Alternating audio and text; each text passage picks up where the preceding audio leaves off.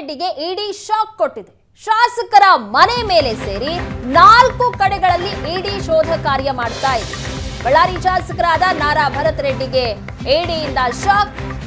ಶಾಸಕರ ಮನೆ ಸೇರಿದಂತೆ 4 ಕಡೆಗಳಲ್ಲಿ ಈಗ ಇಡಿಯಿಂದ ಶೋಧ ಆಗ್ತಾ ಇದೆ. ಬೆಳಗ್ಗೆ 6:30ರಿಂದ ನಡೀತಾ ಇರುವಂತಹ ಇಡಿ ಕಾರ್ಯಾಚರಣೆ ಶಾಸಕರ ಮನೆ ಹಾಗೆ 4 ಕಡೆಗಳಲ್ಲಿ ಈಗ ಇಡಿ ಶೋಧ ಕಾರ್ಯವನ್ನ ಮುಂದುವರಿಸಿದೆ. ಬೆಳಗ್ಗೆ 6:30ರಿಂದಲೂ ಸಹ ಶೋಧ ಕಾರ್ಯ ನಡೀತಾ ಇದೆ. ಬೆಂಗಳೂರಿನ 20ಕ್ಕೂ ಹೆಚ್ಚು ಅಧಿಕಾರಿಗಳ ತಂಡದಿಂದ ಶೋಧ. ಹುಟ್ಟುಹಬ್ಬದ ಸಂದರ್ಭದಲ್ಲಿ ಮನೆಗೆ ಕುಕ್ಕರ್ ಅನ್ನ ಹಂಚಿದ್ರು ಭರತ್ ರೆಡ್ಡಿ. ಬಳ್ಳಾರಿಯಲ್ಲಿ ಕುಕ್ಕರ್ ಹಂಚಿಕೆ ಸಾಕಷ್ಟು ಸದ್ದು ಮಾಡಿತ್ತು.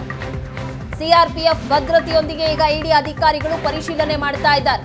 ಶಾಸಕರ ಮನೆ ಕಚೇರಿಗಳಲ್ಲಿ ಇಡಿ ಅಧಿಕಾರಿಗಳಿಂದ ಸರ್ಚಿಂಗ್ ಆಗ್ತಾ ಇದೆ. ಬೆಳಗ್ಗೆ 6:30ರಿಂದ ಶೋಧ ಕಾರ್ಯ ಮುಂದುವರೆದಿದೆ. ಬೆಂಗಳೂರಿನ 20ಕ್ಕೂ ಹೆಚ್ಚು ಅಧಿಕಾರಿಗಳ ತಂಡದಿಂದ ಶೋಧ ಕಾರ್ಯ ಮುಂದುವರೆದಿರೋದು ದೃಶ್ಯಗಳಲ್ಲಿ ನೋಡ್ತಾ ಇದ್ದೀರಾ. ಸಿಆರ್ಪಿಎಫ್ ಭದ್ರತೆಯೊಂದಿಗೆ ಇಡಿ ಅಧಿಕಾರಿಗಳು ಭರತ್ ರೆಡ್ಡಿ ಅವರ ಮನೆಗೆ ಹೋಗಿ ಶೋಧ ಕಾರ್ಯವನ್ನ ಮಾಡ್ತಾ ಇದ್ದಾರೆ. ಬೆಳಗ್ಗೆಯಿಂದಲೂ ಸಹ ಶೋಧ ಕಾರ್ಯ ಮುಂದುವರೆದಿದೆ. 6:30ರಿಂದಲೇ ಶೋಧ ಮಾಡ್ತಾ ಇದ್ದಾರೆ. ಇನ್ನೂ ಸಹ ಮುಂದುವರೆದಿದೆ ಶೋಧ ಕಾರ್ಯ. ಬೆಂಗಳೂರಿನ 20ಕ್ಕೂ ಹೆಚ್ಚು ಅಧಿಕಾರಿಗಳ ತಂಡ ಶೋಧ ಕಾರ್ಯದಲ್ಲಿ ಭಾಗಿಯಾಗಿದೆ. ಇನ್ನು ಶಾಸಕ ಭರತ್ ರೆಡ್ಡಿ ತಂದೆ ಸೂರ್ಯನಾರಾಯಣ ರೆಡ್ಡಿಗೂ ಇಡಿ ಶಾಕ್. ಸೂರ್ಯನಾರಾಯಣ ರೆಡ್ಡಿ ಮನೆ ಹಾಗೆ ಕಚೇರಿ ಮೇಲೆ ದಾಳಿ ಮಾಡಲಾಗಿದೆ. ಶಾಸಕರ ಚಿಕ್ಕಪ್ಪ ಪ್ರತಾಪ್ ರೆಡ್ಡಿ ಮನೆ ಹಾಗೆ ಕಚೇರಿ ಮೇಲೂ ರೇಡ್ ಮಾಡಲಾಗಿದೆ. ಗ್ರೆನೇಡ್ ಬಿಸಿನೆಸ್ ಹೊಂದಿರುವಂತಹ ಶಾಸಕ ಭರತ್ ರೆಡ್ಡಿ ಕುಟುಂಬ ಬೆಂಗಳೂರಿನ ಇಂದಿರಾನಗರದ ಮನೆ ಚೆನ್ನೈ ಕಚೇರಿಯಲ್ಲಿ ರೇಡ್ ಆಗಿದೆ. ಇಡಿ ದಾಳಿ ವೇಳೆ ಸಾಕಷ್ಟು ಪ್ರಮಾಣದಲ್ಲಿ ದಾಖಲೆ ಪತ್ರಗಳನ್ನ ವಶಕ್ಕೆ ಪಡೆಯಲಾಗಿದೆ. ಭರತ್ ರೆಡ್ಡಿ ಮನೆ ಅವರಿಗೆ ಸೇರಿದಂತಹ 4 ಕಡೆಗಳಲ್ಲಿ ಶೋಧ ಕಾರ್ಯ ಮಾತ್ರ ಅಲ್ಲದೆ ಸೂರ್ಯನಾರಾಯಣ ರೆಡ್ಡಿ ಅವರ ಮನೆ ಮೇಲೆ ಕಚೇರಿ ಮೇಲೆ ಸಹ ದಾಳಿ ಮಾಡಲಾಗಿದೆ. ಭರತ್ ರೆಡ್ಡಿ ಅವರ ತಂದೆ ಸೂರ್ಯನಾರಾಯಣ ಅವರ ಕಚೇರಿ ಹಾಗೆ ಅವರ ಮನೆ ಮೇಲೆ ಸಹ ರೇಡ್ ಮಾಡಲಾಗಿದೆ. ಜೊತೆಗೆ ಶಾಸಕರ ಚಿಕ್ಕಪ್ಪ ಪ್ರತಾಪ್ ರೆಡ್ಡಿ ಮನೆ ಹಾಗೆ ಕಚೇರಿ ಮೇಲೆ ಸಹ ರೇಡ್ ಮಾಡಲಾಗಿದೆ. ಬೆಂಗಳೂರಿನ ಇಂದಿರಾನಗರದ ಮನೆ ಚೆನ್ನೈನ ಕಚೇರಿಯಲ್ಲಿ ರೇಡ್ ಆಗಿದೆ. ಇಡಿ ದಾಳಿ ವೇಳೆ ಸಾಕಷ್ಟು ಪ್ರಮಾಣದಲ್ಲಿ ದಾಖಲೆ ಪತ್ರಗಳು ಸಿಕ್ಕಿದೆ. ಅವನ್ನೆಲ್ಲವನ್ನ ಸಹ ಈಗ ಇಡಿ ಅಧಿಕಾರಿಗಳು ವಶಕ್ಕೆ ಪಡೆದಿದ್ದಾರೆ. ಭರತ್ ರೆಡ್ಡಿ ಅವರಿಗೆ ಸಂಬಂಧಪಟ್ಟಂತಹ ಆಸ್ತಿ ಮನೆ ಕಚೇರಿ ಎಲ್ಲ ಕಡೆಯೂ ಸಹ ರೇಡ್ ಮಾಡಲಾಗ್ತಾ ಇದೆ. ಜೊತೆಗೆ ಅವರ ಸಂಬಂಧಿಕರು ಹಾಗೆ ಅವರ ತಂದೆ ಮನೆ ಅವರ ಕಚೇರಿ ಎಲ್ಲ ಕಡೆನೂ ಸಹ ಈಗ ಶೋಧ ಕಾರ್ಯವನ್ನ ಮುಂದುವರೆಸಿದ್ದಾರೆ. ಅಲ್ಲಿ ಸಾಕಷ್ಟು ದಾಖಲೆ ಪತ್ರಗಳು ಸಿಕ್ಕಿದಾವೆ. ಅವೆಲ್ಲವನ್ನ ಸಹ ವಶಕ್ಕೆ ಪಡೆದಿದ್ದಾರೆ. ಬೆಳಗ್ಗೆ 6:30ರಿಂದಲೂ ಸಹ ಶೋಧ ಕಾರ್ಯ ಮುಂದುವರೆದಿರುವಂತದ್ದು. ಇನ್ನೂ ಸಹ ಶೋಧ ಕಾರ್ಯ ಆಗ್ತಾ ಇದೆ. ಬೆಂಗಳೂರಿನಿಂದ 20 ಅಧಿಕಾರಿಗಳ ತಂಡ ಈಗ ಹೋಗಿದೆ. ಶೋಧ ಕಾರ್ಯವನ್ನ ಮುಂದುವರಿಸಲಾಗಿದೆ. ಶಾಸಕ ಭರತ್ ರೆಡ್ಡಿ ಮನೆ ಕಚೇರಿ ಹಾಗೆ ಶಾಸಕ ಭರತ್ ರೆಡ್ಡಿ ಅವರ ತಂದೆ ಸೂರ್ಯನಾರಾಯಣ ರೆಡ್ಡಿ ಹಾಗೆ ಅವರ ಚಿಕ್ಕಪ್ಪ ಪ್ರತಾಪ್ ರೆಡ್ಡಿ ಇವರ ಮನೆ ಹಾಗೆ ಕಚೇರಿ ಮೇಲೆ ಸಹ ದಾಳಿಯನ್ನ ನಡೆಸಿದ್ದು ದಾಖಲೆ ಪತ್ರಗಳನ್ನ ವಶಕ್ಕೆ ಪಡೆಯಲಾಗಿದೆ. ಈ ಬಗ್ಗೆ ಹೆಚ್ಚಿನ ಡೀಟೇಲ್ಸ್ ಕೊಡ್ತಾರೆ ನಮ್ಮ ಪ್ರತಿನಿಧಿ ನರಸಿಂಹಮೂರ್ತಿ. ಶಾಸಕ ಭರತ್ ರೆಡ್ಡಿ ಅವರ ಮನೆ ಮೇಲೆ ಇಡಿ ರೇಡ್ ಮಾಡಿದೆ. ಏನೆಲ್ಲ ಬೆಳವಣಿಗೆ ಆಗ್ತಾ ಇದೆ? ಜೊತೆಗೆ ಅವರ ಚಿಕ್ಕಪ್ಪ ಹಾಗೆ ಅವರ ಅಪ್ಪನ ಮನೆ ಮೇಲೆ ಕಚೇರಿ ಮೇಲೆ ದಾಳಿ ಮಾಡಲಾಗಿರುವಂತದ್ದು ಏನೆಲ್ಲ ಮಾಹಿತಿ ಸಿಗ್ತಾ ಇದೆ?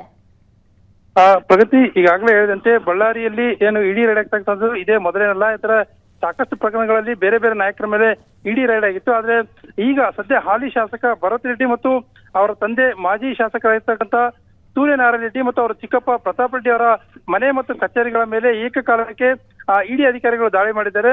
ಬೆಳಗ್ಗೆ 6 ಗಂಟೆಗೆ ಬಂದಂತ 20 ಅಧಿಕಾರಿಗಳ 4 ತಂಡ ಏಕಕಾಲಕ್ಕೆ ಎಲ್ಲಾ ಕಡೆಗಳಲ್ಲೂ ದಾಳಿ ಮಾಡುವ ಮೂಲಕ ಒಂದಷ್ಟು ದಾಖಲೆ ಪತ್ರಗಳನ್ನು ವಶಕ್ಕೆ ಪಡೆದಿದ್ದಾರೆ ಅಂತೇಳಿ ಹೇಳಲಾಗ್ತಾ ಇದೆ. ಇದು ರಾಜಕೀಯ ಪ್ರೇರಿತವಾದಂತಹ ದಾಳಿ ಅನ್ನೋದು ಕಾಂಗ್ರೆಸ್ ನಾಯಕರ ವಾದವಾಗಿದೆ. ಅವರು ಬೇರೆ ಬೇರೆ ಗ್ರೆನೇಡ್ ಸೇರಿದಂತೆ ಬೇರೆ ಬೇರೆ ಉದ್ಯಮವನ್ನು ಮಾಡ್ತಾ ಇದ್ರು. ಉದ್ಯಮಕ್ಕೆ ಸಂಬಂಧಪಟ್ಟಂತೆ ದಾಳಿ ಇದು ಅಂತ ಕೂಡ ಇಲ್ಲಿ ಹೇಳಲಾಗ್ತಾ ಇದೆ. ಕೇವಲ ಬಳ್ಳಾರಿ ಮಾತ್ರವಲ್ಲದೆ ಚೆನ್ನೈ ಮತ್ತು ಬೆಂಗಳೂರು ಇರ್ತಕ್ಕಂಥ ಅವರ ಕಚೇರಿ ಮೇಲೆ ಕೂಡ ದಾಳಿ ಮಾಡಿದೆ ಅಂತ ಇಲ್ಲಿ ಹೇಳಲಾಗ್ತಾ ಇದೆ. ಕೇವಲ ಶಾಸಕರು ಅವರ ತಂದೆ ಅವರ ಚಿಕ್ಕಪ್ಪ ಅಲ್ಲದೆ ಅವರ ಆಡಿಟರ್ಸ್ ಮತ್ತು ಕೆಲವು ಅವರ ಸಂಬಂಧಿಕರೇನಿದ್ದಾರೆ ಮನೆಗಳ ಮೇಲೆ ಕೂಡ ದಾಳಿ ಮಾಡಿ ಒಂದಷ್ಟು ಮಾಹಿತಿಯನ್ನು ಇದೀಗ ಅಧಿಕಾರಿಗಳು ಪಡಿತಾ ಇದ್ದಾರೆ ಅಂತ ಮಾಹಿತಿ ಇದೀಗ ಲಭ್ಯವಾಗ್ತಾ ಇದೆ. ಪ್ರಗತಿ, ನರಸಿಂಹಮೂರ್ತಿ ಸಾಕಷ್ಟು ದಾಖಲೆ ಪತ್ರಗಳನ್ನು ವಶಕ್ಕೆ ಪಡೆದುಕೊಂಡಿದ್ದಾರೆ ಅಂತ, ಏನೆಲ್ಲ ಈಗ ವಶಕ್ಕೆ ಪಡೆದಿದ್ದಾರೆ ಹಾಗಾದ್ರೆ ಇಡಿ ಅಧಿಕಾರಿಗಳು? ಪ್ರಗತಿ ಏನಂದ್ರೆ ಇವರು ಸಾಕಷ್ಟು ವ್ಯವಹಾರ ವಹಿವಾಟುಗಳಲ್ಲಿ ತೊಡಗಿಸಿಕೊಂಡಿದ್ರು. ಪ್ರಮುಖವಾಗಿ ದೇಶ ವಿದೇಶಗಳಲ್ಲಿ ಕೇವಲ ರಾಜ್ಯ ಮತ್ತು ಹೊರ ರಾಜ್ಯ ಅಲ್ಲದೆ ಬೇರೆ ದೇಶದಲ್ಲಿ ಕೂಡ ಗ್ರಾನೈಟ್ ಉದ್ಯಮ ಮಾಡ್ತಾ ಇದ್ರು. ಇದು ನೇರವಾಗಿ ಉದ್ಯಮಕ್ಕೆ ಸಂಬಂಧಪಟ್ಟಂತ ದಾಳಿ ಅಂತ ಇಲ್ಲಿ ಹೇಳಲಾಗ್ತಾ ಇದೆ. ಯಾಕಂದ್ರೆ ಕಳೆದ ವರ್ಷ IT ಅವರು ಕೂಡ ದಾಳಿ ಮಾಡಿದ್ರು. ಅದಕ್ಕೆ ಸಂಬಂಧಪಟ್ಟಂತೆ 3-4 ದಿನಗಳ ಕಾಲ ವಿಚಾರಣೆಯನ್ನು ಕೂಡ ನಡೆಸಲಾಗಿತ್ತು. ಆಗ ಮಾಜಿ ಶಾಸಕ ಸೂರ್ಯನಾರಾಯಣ ಅವರು ವಿಚಾರಣೆ ಕೂಡ ಹಾಜರಾಗಿದ್ರು. ಅದರ ಮುಂದುವರೆದ ಭಾಗ ಇದು ಅಂತ ಇಲ್ಲಿ ಹೇಳಲಾಗ್ತಾ ಇದೆ. ಆದ್ರೆ ಇದು ರಾಜಕೀಯ ಪ್ರೇರಿತ ಅನ್ನೋಂಥದ್ದು ಮಾತ್ರ ಕಾಂಗ್ರೆಸ್ನವರ ವಾದ ಆಗಿದ್ರು ಕೂಡ ಇದು ಉದ್ಯಮಕ್ಕೆ ಸಂಬಂಧಪಟ್ಟದ್ದು ಅನ್ನೋದ್ರ ಮೇಲೆ ಎರಡು ಮಾತಿಲ್ಲ ಅಂತ ಇಲ್ಲಿ ಹೇಳಲಾಗ್ತಾ ಇದೆ. ಇದ್ರ ಜೊತೆಗೆ ಏನಂತಂದ್ರೆ ಯಾವೆಲ್ಲ ದಾಖಲೆಗಳನ್ನು ವಶಪಡಿಸಿಕೊಂಡಿದ್ದಾರೆ ಅನ್ನೋದ್ರ ಬಗ್ಗೆ ಇನ್ನೂ ಯಾವುದೇ ರೀತಿ ಅಂತ ಸ್ಪಷ್ಟವಾಗಿಲ್ಲ. ಆದ್ರೆ ಒಂದಷ್ಟು ಬ್ಯಾಗ್ಗಳನ್ನು ಕಾರ್ನಲ್ಲಿ ಒಯ್ತಕ್ಕಂಥ ದೃಶ್ಯಗಳು ಸುವರ್ಣ ನ್ಯೂಸ್ಗೆ ಲಭ್ಯವಾಗಿದ್ದಾವೆ. ಅದರಲ್ಲಿ ಹಣಕಾಸಿತ್ತು ಅಥವಾ ಹೆಚ್ಚುವರಿ ದಾಖಲೆ ಪತ್ರಗಳಿತ್ತು ಅನ್ನೋದ್ರ ಬಗ್ಗೆ ಸ್ಪಷ್ಟ ಮಾಹಿತಿ ಇಲ್ಲ. ಪ್ರಗತಿ, ಥ್ಯಾಂಕ್ ಯು ನರಸಿಂಹಮೂರ್ತಿ, ನಿಮ್ಮೆಲ್ಲ ಡೀಟೇಲ್ಸ್.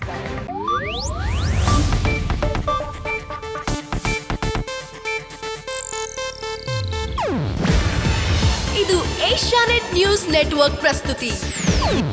ನೀವು ನೋಡ್ತಿದ್ದೀರಾ ಏಷ್ಯಾನೆಟ್ ಸುವರ್ಣ ನ್ಯೂಸ್.